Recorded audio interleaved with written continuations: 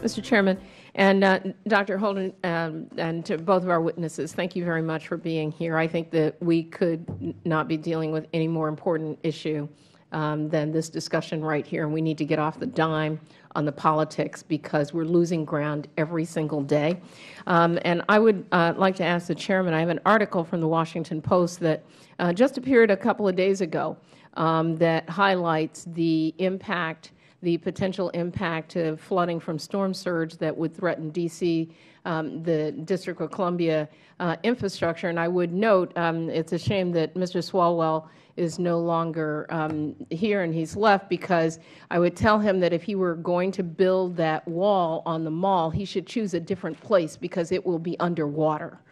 And so with that, Mr. Chairman, I'd like to enter this article from the Washington Post appearing September 16th into the record. Without objection. Thank you.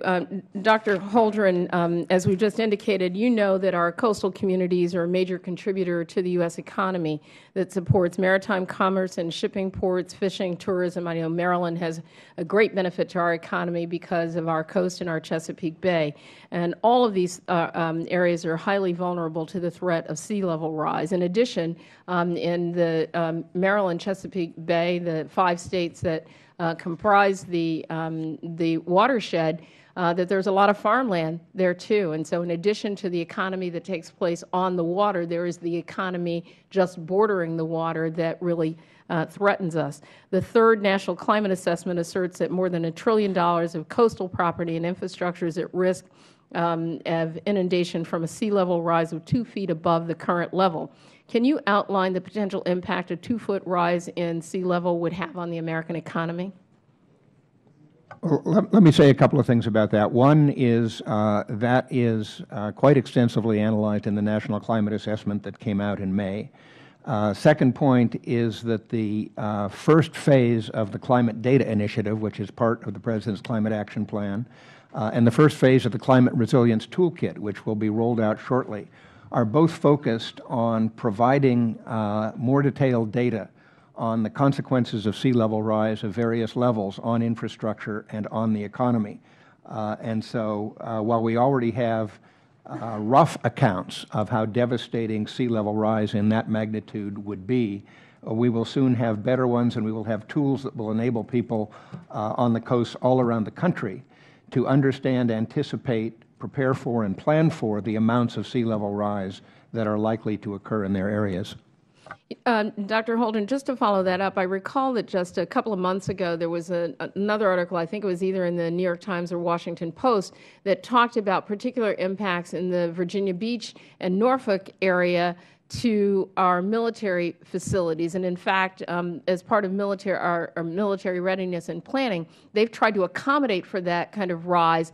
We've put billions of dollars into structuring and restructuring, rebuilding our ports to accommodate our military bases and facilities, because our Department of Defense actually does believe that there is a tremendous impact of climate change and contributing to sea level rise. Has there been an assessment of the threat to our defense, our national defense and military readiness? There have been a number of reports by the Pentagon and by consultants to the Pentagon on the impacts of climate change on national security, and I would refer you to those. You are absolutely right, Congresswoman Edwards, that the Pentagon recognizes very clearly that climate change is a big challenge for our military and for our national security.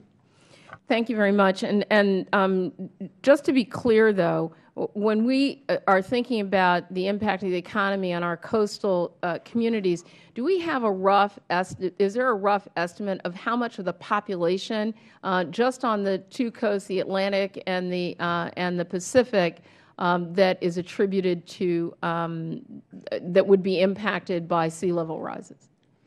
I'm just in the process of looking up the number. Excuse me. I'm just in the process of looking up the number in the National Climate Assessment. There is an estimate in there of what fraction of the U.S. population lives at various heights above current sea level. I don't recall it off the top of my head. Let's just say it's a boatload of people. I'd be happy to get back to you with a quantitative answer on that. Great. Thank you very much for your testimony.